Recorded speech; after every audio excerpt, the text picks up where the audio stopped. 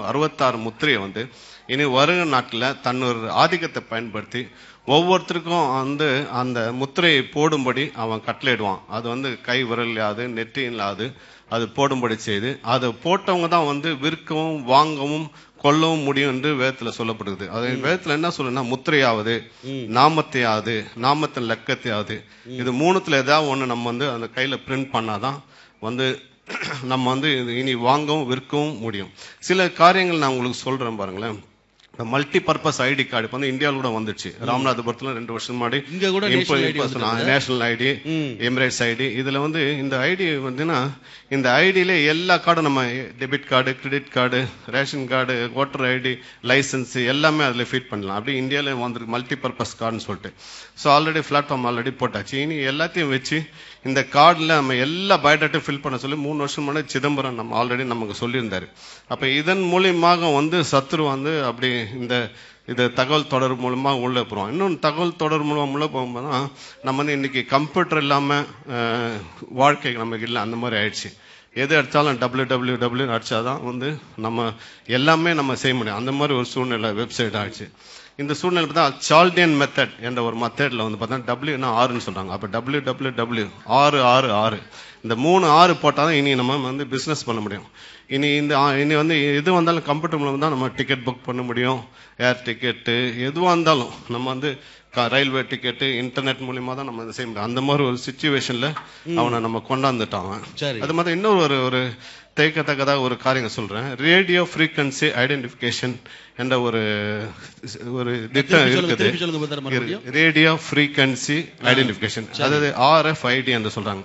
இப்ப வந்து நம்ம பாக்குற மொபைல்ல வந்து வெறும் மொபைல் தான் நம்ம பாக்குறோம், பேட்டரி பாக்குறோம், சிப்பு பாக்குறோம். இந்த மொபைலுக்குள்ள RFID இருக்கிறது நமக்கு எல்லாருக்கும் தெரியாது. ஈவன் தான் நம்ம இந்த மொபைல் நம்ம சுவிட்ச் ஆஃப் பண்ணாலும் நம்மளை கண்காணிச்சிருக்கிறாங்க ஒருத்தங்க. நம்ம எங்க இருக்கிறோம், எந்த ஏரியால இருக்கிறோம், எந்த இடத்துல இருக்கிறோம், நம்ம வந்து சேட்டலைட் GPS மூலமாக நம்ம ஈஸியா நம்ம ஃபைண்ட் அவுட் பண்ணிடலாம். இப்ப ரீசெண்டா பாத்தீங்கன்னா இந்த தமிழ் அரசு வந்து இந்த அரிசி கடத்துறாங்க ஸ்டேட் டு ஸ்டேட். அதனால எல்லா அரிசி மூட்டையிலும் அந்த டேக் வச்சுக்கிறான். ஒரு ஏரியா டு ஏரியா கட்டும் போது அந்த ஏரியால இருக்க கஸ்டம்ஸ் வந்து சிக்னல் கொடுக்கும். அதனால ஈஸியா அரிசி கட்டுறாங்க கண்டுபிடிச்சிடலாம். இன்னொரு இடத்துல பாத்தீங்கன்னா வந்து புக்ஸ், நல்ல புக் ஷாப்ல நல்ல புக்ஸ் எல்லாம் வச்சிருக்கான். இந்த லைப்ரரியில அந்த புக்கை திருடின்னு போவதற்கு அதுக்கு வச்சிருக்கான். இன்னும் நம்ம இங்க பாத்தீங்கன்னா துணி கடையில, ஊர்ல துணி கடையெல்லாம் பாத்தீங்கன்னா அதுல அது பிக்ஸ் பண்ணிப்பான். நீ எடுத்துட்டு கவுண்டர்ல வந்தோ இல்ல எப்படியாவது மறைச்சு எடுத்துட்டு வந்தாலும் கவுண்டர்ல டிடெக்டர் அது காட்டி கொடுத்துருவங்கள நீ ஏதோ திருடிட்டு போறேன்னு சொல்லிட்டு. நம்ம இன்னொன்று தபால் முறையிலும் அந்த டேக் வச்சிருக்கான். சப்போஸ் ஒரு தபால் வந்து அந்த பாம் வச்சிருக்கான்னு சொன்னா இந்த பார்சல் எந்த இடத்துல மூவ் ஆயிட்டு இருக்குது அப்படின்னு கண்டுபிடிச்சிடலாம். இப்ப ரீசெண்டா 2 வருஷம் முன்னாடி வந்து சென்னையில வந்து அந்த ஜூல பாத்தீங்கன்னா அந்த ஜூல நைட்ல போய் ஜூ பாக்குறவங்களுக்கு வந்து கையில ஒரு டேக் காட்டுறான். அதுல வந்து RFID radio frequency identification card. இந்த நைட்ல வனவிலங்கு பார்க்க போறவங்க எங்கேயும் மிஸ் ஆயிடக்கூடாதுன்றதுக்காக அதை அவன் ஈஸியா அவன் ட்ரேஸ் அவுட் பண்ணிடுவான். சுருக்கமா எங்க இருந்தாலும் நம்மள ஒருத்தன் கண்காணிச்சுட்டு இருக்கிறான். இப்ப இந்த வருங்கால ஆல்ரெடி இந்த பேஸ் மட்டம் போட்ட இதுலதான் வந்து சத்ருவானவன் வரப்போறான். ஆன்டிகிரைஸ்ட் இதுதான் நம்ம பயன்படுத்தி நம்மளை ஈஸியா பயன்படுத்துவோம். நம்ம ரோம்ல இருந்து நம்மளை கண்காணிப்பான். யாரெல்லாம் முத்திரை போட்டாங்க, யாரெல்லாம் முத்திரை போடல. இப்ப வந்து ஆல்ரெடி அமெரிக்கால வந்து அது ஆல்ரெடி இம்ப்ளிமெண்ட் பண்ணாச்சு. முதல் வந்து $200 கொடுத்தா இதெல்லாம் வந்து இத கையில அந்த முத்திரை போட்டுனாங்க. இப்ப வந்து ஒபாமா வந்த காலத்துல எல்லாருக்கும் ஃப்ரீயா போறாங்க. 47 நாடுல பிறக்கிற குழந்தைக்கு சிறு வயசுல இருந்து அந்த முத்திரை இப்ப போட போறாங்கன்னு ரெக்கார்டு சொல்லுகிறது. அது மாத்திரமல்ல பார்கோடு இப்ப நீங்க பாத்தீங்கன்னா ஏதாவது பொருள் வாங்கினா, பால் வாங்கினீங்கன்னா கிளிக்னு அடிக்கிறான், அடிச்சோன்னு பிரைஸ் வருது. அந்த பார்கோடு பாத்தீங்கன்னா நீங்க நல்லா கவனிச்சீங்கன்னா விட மாட்டாங்க. 3 இடத்துல வந்து ஸ்பேஸ் இருக்கும்.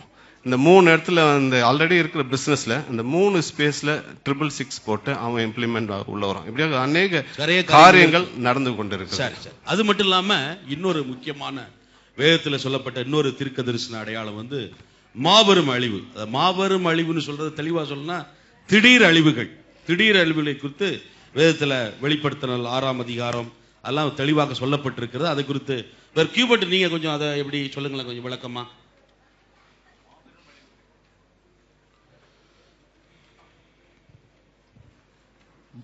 மாபெரும் அழிவுகள் என்று சொல்லும் பொழுது ஒரு காலத்துல ஒருவேளை இதை நம்ம பார்க்கும்பொழுது வெளிப்படுத்தின விசேஷம் 6வது அதிகாரம் முதல் 9வது அதிகாரம் வரை உள்ள அந்த பகுதிகளிலிருந்து இதை நாம் பார்க்கிறோம். இங்கே 6வது அதிகாரம் 8வது வசனம், 9வது அதிகாரம் 18வது வசனங்களிலே பூமியின் மனிதர்களில் 1/4 பங்கு சடிதியாய் அழிந்து போவார்கள் என்றும் அதற்கப்புறம் 1/3 பங்கு அழிக்கப்படுவார்கள் என்றும் அப்போஸ்தலன் யோவான் சொன்னார்.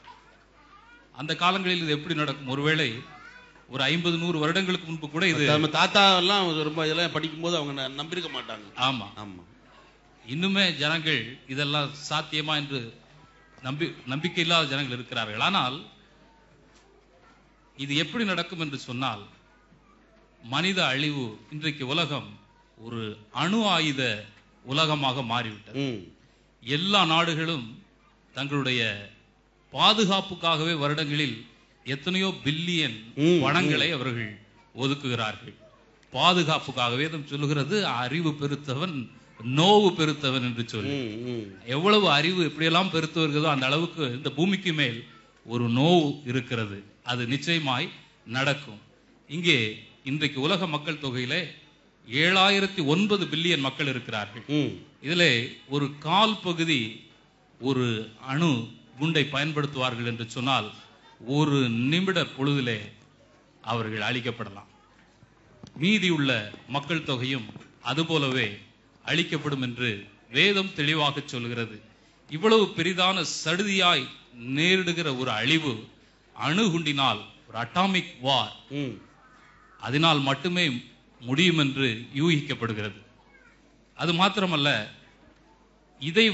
இப்படிப்பட்ட ஒரு அணு போர் மாத்திரமே குறுகிய காலத்தில் மிக அதிகமான பரப்பளவில் ஒன்றும் சீர் செய்யப்பட முடியாத நிலைமையிலே பெரிய அழிவை உண்டாக்க முடியும். இதுதான் திடீர் அழிவு, மாபெரும் அழிவு, மாபெரும். அதற்கான சாத்தியக்கூறுகள் நடைபெற்றுக் கொண்டிருக்கின்றன. அதனால இன்னைக்கு வல்லரசு நாடுகள் என்று சொல்லப்படுகிறவர்கள், ஏன் நம்ம இந்தியா, எல்லா நாடுகளும் அணுகுண்டு தயாரித்து அவர்கள் வைத்திருக்கிறார்கள். சொல்லப்போனால் நம்முடைய இஸ்ரேல் தேசத்தில் தான் உலகத்திலே மிக அதிகமான வல்லமை படைத்த அணு ஆயுதங்கள் உண்டு என்று சொல்லப்படுகிறது.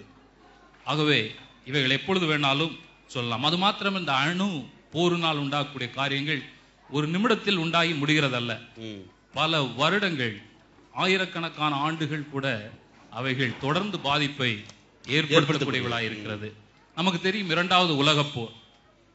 அதுதான் முதல் முறையாக அணு குண்டை அமெரிக்க நாடுகள் ஜப்பானின் மேல் வீசியது. 1945ஆம் வருடத்திலே அவர்கள் 2 குண்டுகளை ஜப்பானின் நகரங்கள் ஹிரோஷிமா மீதிலும் நகசாகி மீதிலும் அவர்கள் போட்டார்கள்.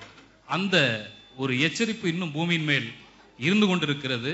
அதனுடைய தாக்கம் இன்னும் முடிந்து போகவில்லை, இன்னும் தொடர்ந்து கொண்டே தான் இருக்கிறது.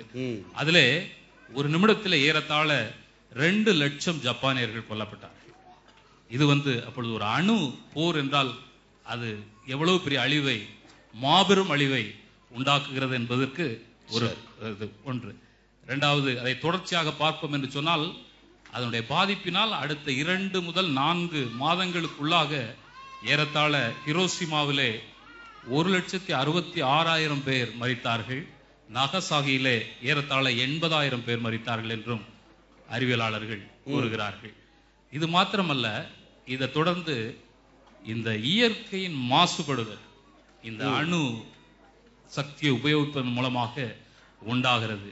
ஹிரோஷிமா நாகசாகி மேலே போட்ட அந்த குண்டுகள் ஏற்படுத்திய இயற்கை அந்த மாசுபடுதல் ஏறத்தாழ பூமியிலிருந்து 60,000 அடி வரைக்கும் ஒரு பெரிய மேகம் போல் அந்த மாசு அழுக்கு பல காலங்களாக நின்று கொண்டிருந்ததாம்.